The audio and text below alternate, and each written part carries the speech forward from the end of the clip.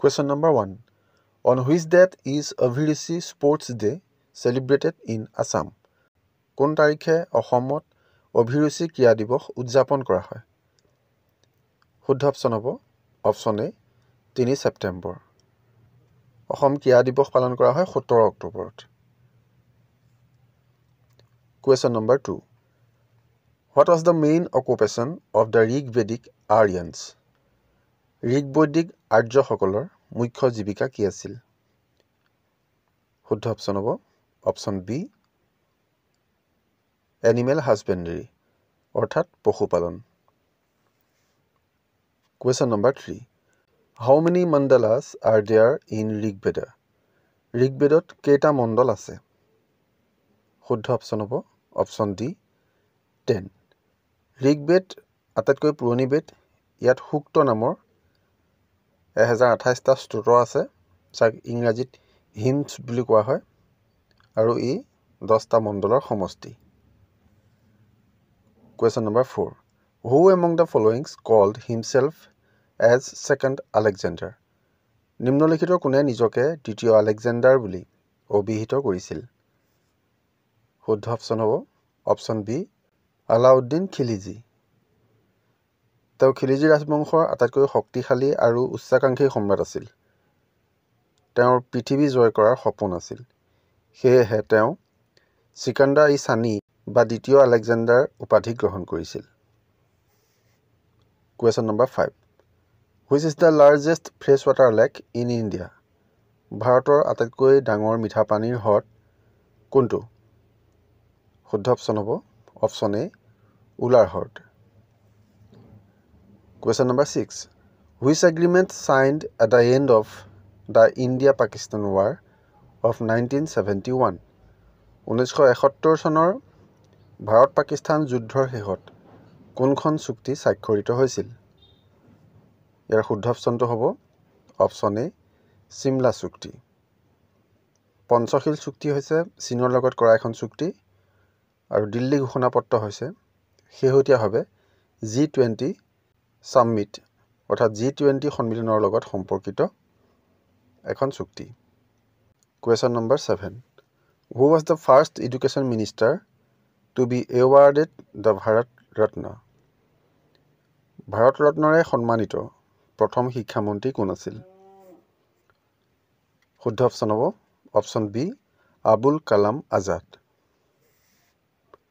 Question number 18. Which of the following is not a port in India? নিম্নলিখিত কোনটো ভাৰতৰ বন্দৰ নহয়? শুদ্ধ অপশ্যন হ'ব option D Mysore. Question number 9. The Gobi Desert is located on which continent? Gobi মৰুভূমি কোন মহাদেশত অৱস্থিত? শুদ্ধ অপশ্যন হ'ব অপশ্যন চি এছিয়া। গোবি হৈছে এছিয়াৰ দ্বিতীয় বৃহত্তম মৰুভূমি। ই মংগোলিয়া আৰু চীন দুয়োখন দেশতে বিস্তৃত হৈ আছে। Question number 10. Which of the following is the highest plateau in the world? তলৰ কোনটো পৃথিৱীৰ আটাইতকৈ ওখ মালভূমি? শুদ্ধ অপশ্যন হ'ব অপশ্যন বি পামিৰ মালভূমি। Question number 11.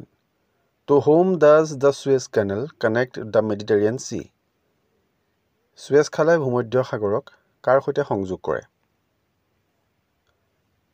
শুদ্ধ অপশ্যন হ'ব অপশ্যন এ ৰেড চি বা লোহিত সাগৰ। Question number 12. Golden Temple is located in which city? স্বৰ্ণ মন্দিৰ কোনখন চহৰত অৱস্থিত?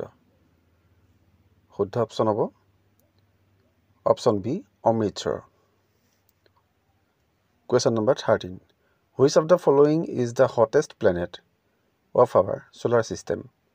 নিম্নলিখিত কোনটো আমাৰ সৌৰজগতৰ আটাইতকৈ গৰম গ্ৰহ? শুদ্ধ অপশ্যন হ'ব অপশ্যন বি শুক্ৰ, যাক ইংৰাজীত ভেনাছ বুলি কোৱা হয়। Question number 14. Which is the second longest river in the world? পৃথিৱীৰ দ্বিতীয় দীৰ্ঘতম নদী কোনখন? শুদ্ধ অপশ্যন হ'ব option D Amazon. Question number 15. Which of the following is the deepest lake in the world? তলৰ কোনটো পৃথিৱীৰ আটাইতকৈ গভীৰ হ্ৰদ?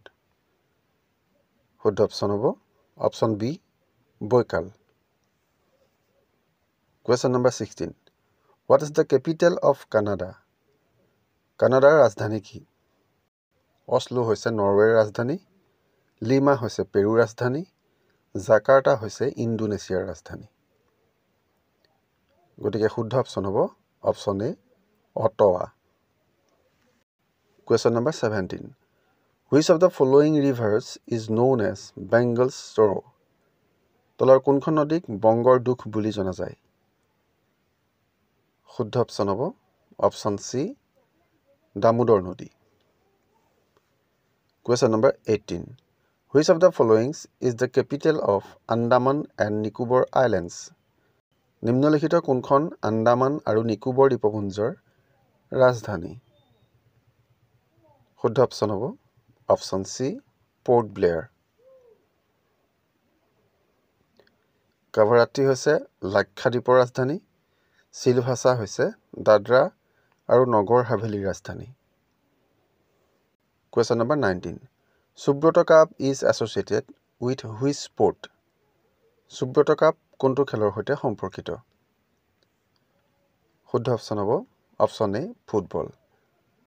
সুব্ৰত কাপ আন্তঃৰাষ্ট্ৰীয় ফুটবল টুৰ্ণামেণ্ট হৈছে নতুন দিল্লীত অনুষ্ঠিত হোৱা এক আন্তঃবিদ্যালয় ফুটবল প্ৰতিযোগিতা। Question number 20. What is the retirement age of High Court judges? উচ্চ ন্যায়ালয়ৰ ন্যায়াধীশসকলৰ অৱসৰৰ বয়স কিমান? শুদ্ধ অপশ্যন হ'ব option B 62 years. Question number 21. Which of the following states has a common border with Pakistan? পাকিস্তানৰ সৈতে নিম্নলিখিত কোনখন ৰাজ্যৰ এক উমৈহতীয়া সীমান্ত আছে? শুদ্ধ অপশ্যন হ'ব option A Gujarat. Question number 22. How many Lok Sabha seats are there for Assam? অসমৰ বাবে কিমানখন লোকসভা আসন আছে? শুদ্ধ অপশ্যন হ'ব option C 14. Question number 23. What is the currency of Myanmar? ম্যানমাৰৰ মুদ্ৰা কি? শুদ্ধ অপশ্যন হ'ব option D kyat. Question number 24. Which one of the following river flows between Bindhan and Satpura ranges? নিম্নলিখিত কোনখন নদী বিন্ধ্য আৰু সাতপুৰা পৰ্বতমালাৰ মাজেৰে বৈ গৈছে? শুদ্ধ অপশ্যন হ'ব option A Narmada. Question number 25. Which article of Indian Constitution deals with free and compulsory education? ভাৰতীয় সংবিধানৰ কোনটো অনুচ্ছেদ বিনামূলীয়া আৰু বাধ্যতামূলক শিক্ষাৰ সৈতে সম্পৰ্কিত?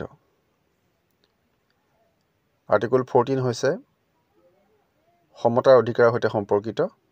আৰ্টিকল 19 হৈছে ফ্ৰীডম অফ স্পিচ অৰ্থাৎ বাক স্বাধীনতাৰ সৈতে সম্পৰ্কিত। আৰু আৰ্টিকল 21 হৈছে জীৱন আৰু ব্যক্তিগত স্বাধীনতাৰ সৈতে সম্পৰ্কিত অৰ্থাৎ right to life and personal liberty. গতিকে শুদ্ধ অপশ্যন হ'ব অপশ্যন ডি আৰ্টিকল 21A।